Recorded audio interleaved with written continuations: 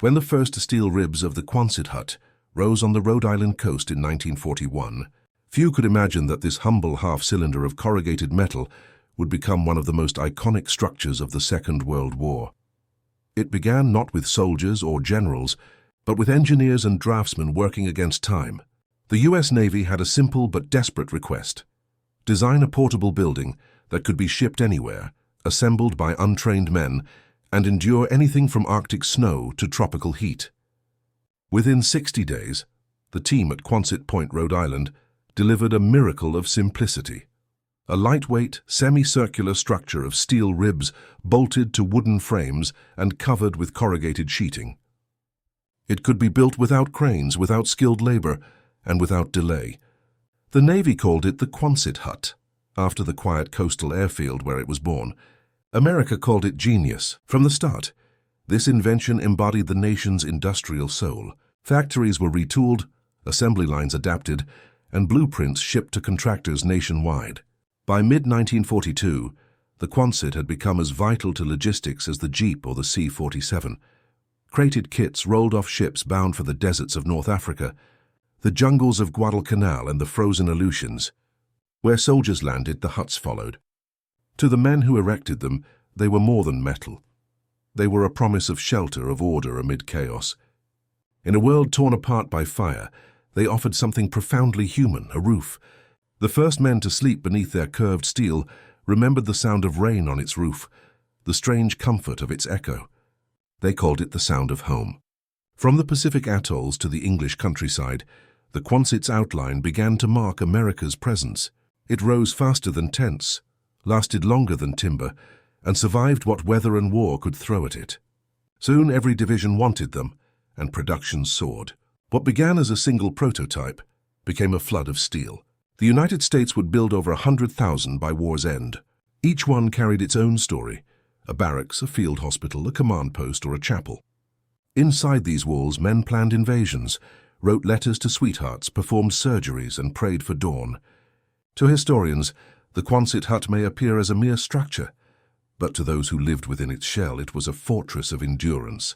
Wherever the war spread, its silver curve followed, reflecting the light of fires and the hope of men who refused to give in. From the black sands of Iwo Jima to the icy winds of Greenland, it stood as silent proof of American ingenuity, the kind that didn't just win battles, but sustained life. It was not a weapon, yet it conquered. It did not destroy, yet it survived. In the greatest conflict the world had ever seen, the Quonset Hut became the quiet soldier, unheralded, unarmed, and unyielding. The Quonset Hut was born not from luxury but from urgency. In early 1941, before the United States had even entered the war, the Navy Bureau of Yards and Docks foresaw the global reach that was coming. They needed a building that could travel across oceans, rise in days, and withstand everything from Saharan sand to Pacific typhoons. Traditional wooden barracks took too long to build, and tents offered no real protection from heat, rain, or bullets. What the military demanded was something impossible: light enough to fly, strong enough to endure, and simple enough that a handful of men with wrenches could raise it in the middle of nowhere. The job fell to George A. Fuller Company and architect Otto Brandenberger, who worked with the Naval Construction Battalion, the Seabees, to create what they called the 40x16 hut. The genius of their design was in its simplicity: no interior columns, no complex joinery, just a skeleton of curved steel ribs and sheets that could fit neatly inside a standard shipping crate. The idea was radical yet profoundly practical. Each component was standardized, meaning any part could replace another. In an era before globalized manufacturing, this modular vision was revolutionary. As soon as the first prototype stood gleaming under the Rhode Island sun, the Navy knew they had their building. The Quonset Point factory roared to life, producing hut kits that could be loaded into Liberty ships within hours. By late 1942, production lines were running day and night, with sparks flying and riveters hammering to the rhythm of a nation at war. When America finally entered the conflict after Pearl Harbor, the Quonset Hut was already waiting, ready to move, ready to serve.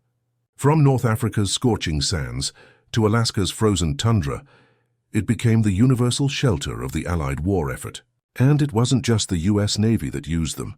The Army, Air Forces, and Marines all demanded their share. The huts were so adaptable that they could serve any purpose: barracks, kitchens, hospitals, storage depots, or command posts. Soldiers joked that you could live, fight, and die inside a Quonset without ever leaving its curved walls. Engineers modified the designs to create variations: the larger 40x100 models for aircraft parts, the half-sized units for jungle patrols, and even double-wide versions for chapels or theaters. It was industrial magic: steel and sweat molded into shelter. Each hut represented a perfect balance between form and function: durable yet light, cheap yet life-saving. Even the shape, a perfect arch, was no accident. The half-cylinder distributed stress evenly, deflecting blasts and wind with equal grace. While bombs flattened concrete, the flexible Quonset often stood intact. For the men inside, that curved ceiling became as familiar as the sky itself. They slept under it, planned invasions under it, and sometimes took their last breath beneath it. When the Seabees trained to erect them, they memorized every bolt and beam until they could build one blindfolded. From the beaches of Guadalcanal to the ports of Naples, a new skyline emerged, not of towers or cathedrals, but of corrugated arcs of steel. They were the blueprints of victory, repeated 100,000 times across a fractured world. Behind every hut lay the same vision: build fast, save lives, and move forward. The war machine of the United States depended on fuel, bullets, and shelter, and the Quonset provided the third with unmatched precision. The blueprint of necessity had become the architecture of endurance, and soon these metal shells would stand on every front where freedom fought to survive. They were not infantrymen, nor pilots, nor tank crews. They were the U.S. Navy's construction battalions, the Seabees. Men who carried hammers instead of rifles, yet whose courage matched any frontline soldiers. In 1942, as the United States mobilized across oceans, these men became the unseen architects of victory. Their mission was monumental: to turn bare earth, shattered cities, and hostile jungles into functioning military outposts, and the Quonset Hut was their signature tool. Each Seabee unit was trained to build a hut in record time. With blueprints memorized and tools slung over their shoulders, they could transform a crate of curved steel into a standing structure within a single day. Often, the first wave of Seabees would land behind the Marines, still under fire, to raise the shelters that would become aid stations, ammunition dumps, or makeshift command posts.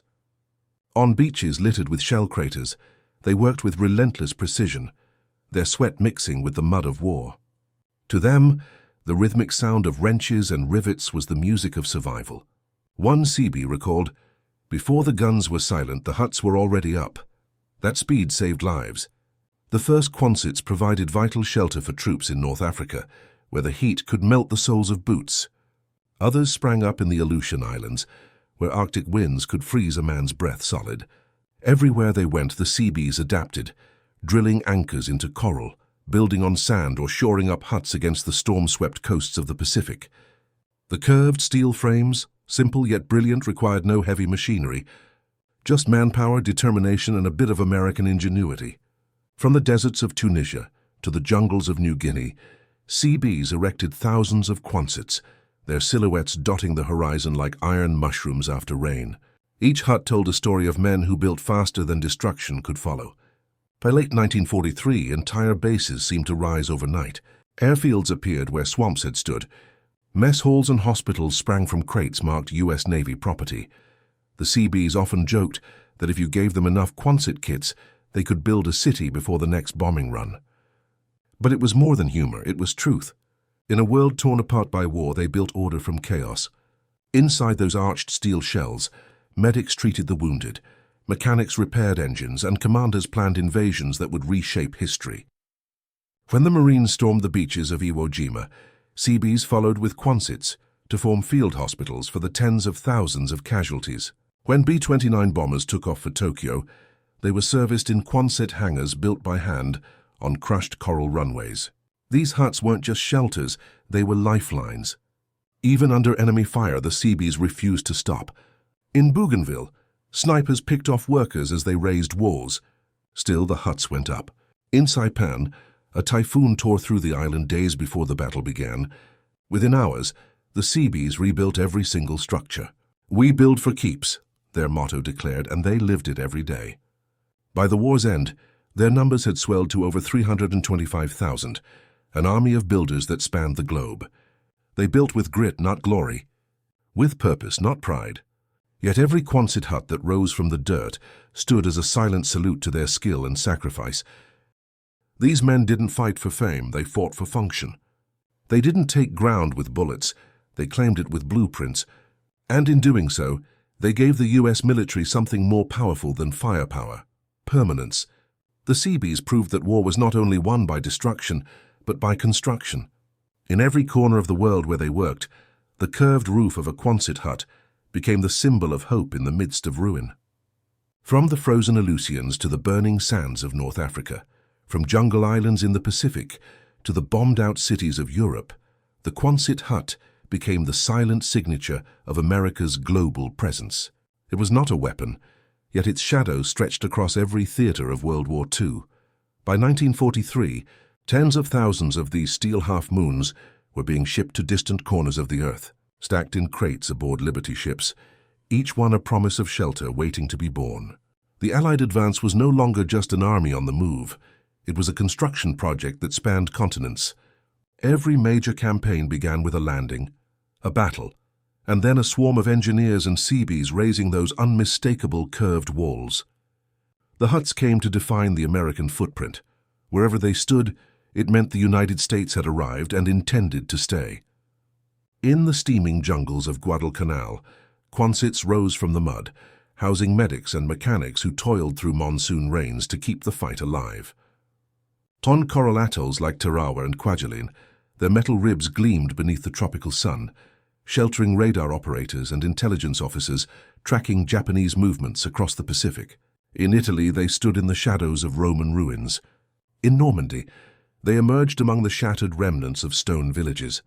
No matter the continent, the Quonset hut was the same, a curved defiance of chaos, a statement of order and resolve. It was this uniformity that made them so indispensable. Every component was standardized, every part replaceable, and every piece designed to be assembled by hand. A Quonset built in England could be replicated in Burma or rebuilt in Okinawa with the same precision. The structure itself became a kind of language, one that every Allied builder understood. Logistics officers soon realized the true genius behind it. The huts could be shipped in flat sections, taking up minimal space, and then erected within a day or two using nothing more than manpower, hand tools, and sheer will. As the war expanded, the US sent over 100,000 Quonsets to allies and occupied territories alike. The British used them to house air crews at RAF bases. In Russia, under the Lend-Lease program, Quonsets became workshops and field hospitals. Even in China, where the war against Japan stretched thin across mountains and rivers, American engineers raised them in the shadow of distant peaks. Each hut was a self-contained miracle, a building that could thrive where no other could. But beyond their practicality, the huts carried a deeper symbolism. For weary soldiers far from home, their curved roofs became a reminder of safety, of routine, of something almost resembling normal life. A Quonset hut could be a barracks one day and a chapel the next. Some were turned into mess halls filled with laughter and smoke, others into command centers, where the fate of campaigns was decided under dim lantern light. And in the darker corners of the war, they became morgues and shelters for the displaced, quiet witnesses to both the glory and grief of humanity's most destructive conflict. By 1944, as Allied armies closed in on Germany and Japan, the Quonset hut had become more than a building. It was a system of survival. Its arches framed the daily rhythm of war, the clang of tools, the hum of generators, the murmurs of soldiers writing home. They were small fortresses of steel and hope, standing firm through bombardments, typhoons, and endless tides of men and machines.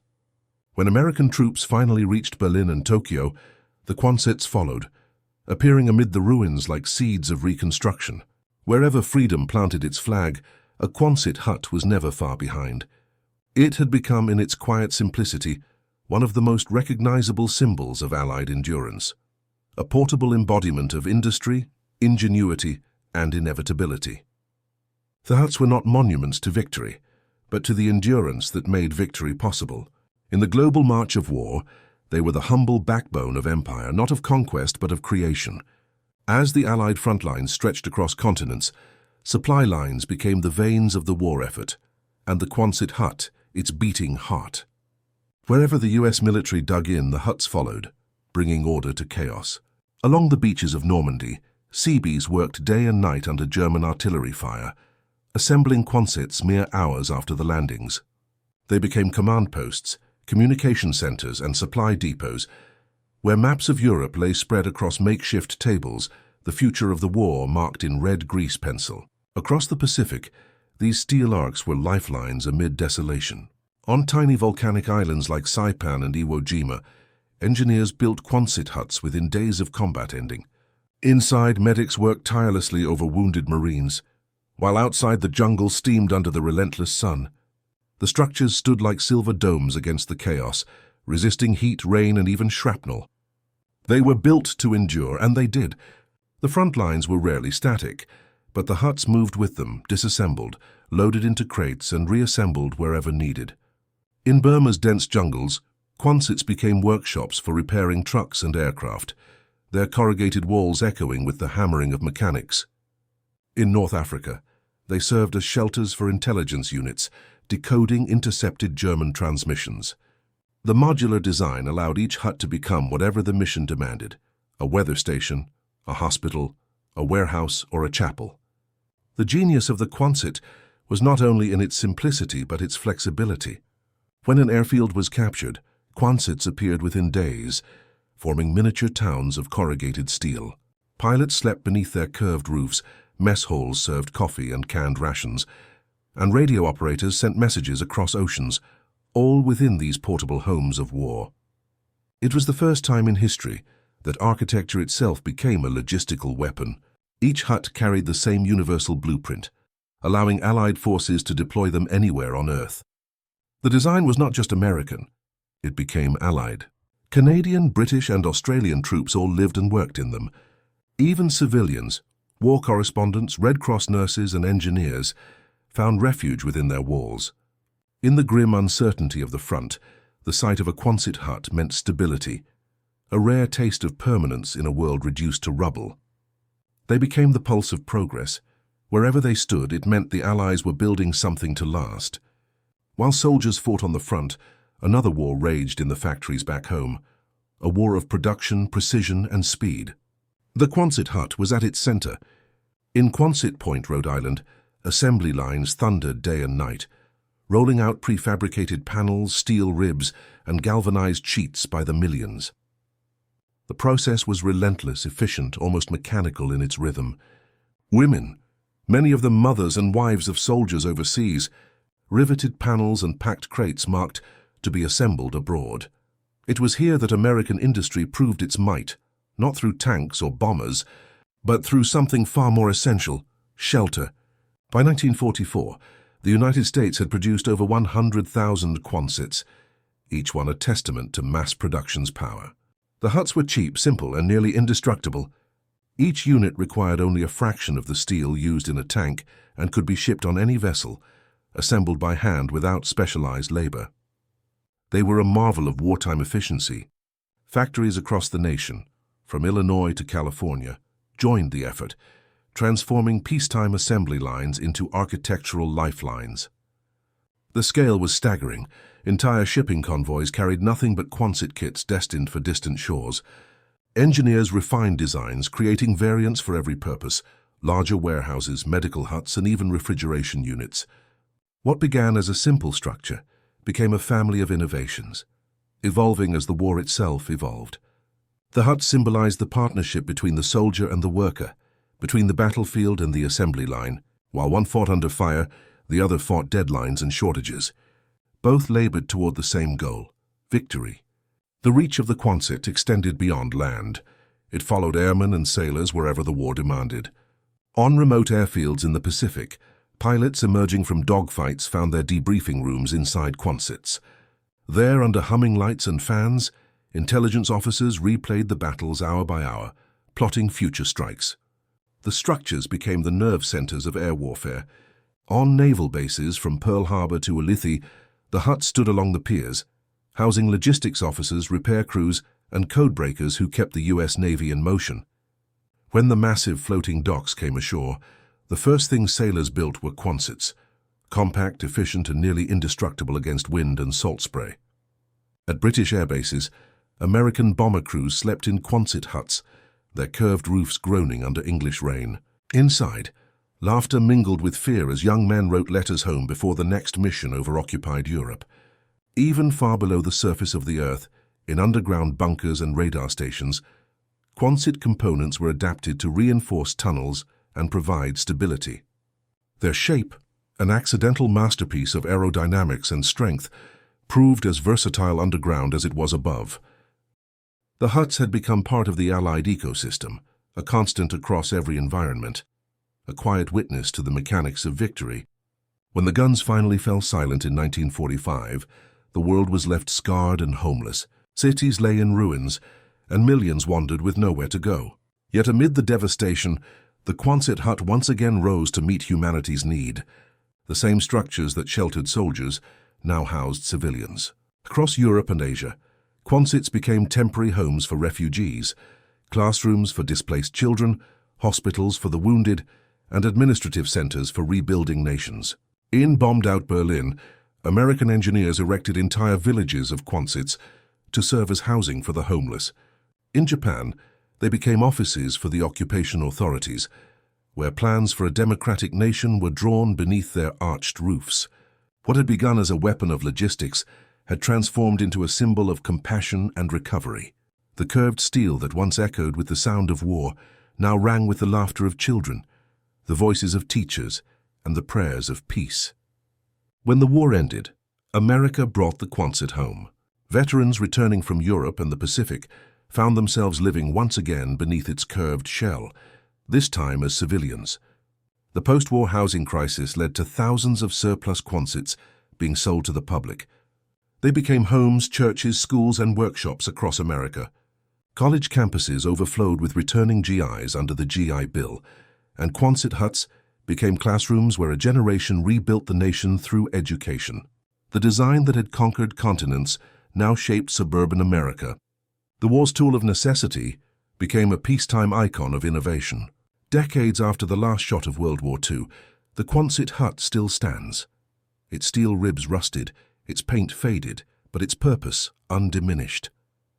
From Alaska to the Philippines, from England to the South Pacific, they remain as silent relics of a time when humanity's greatest conflict demanded its greatest creativity.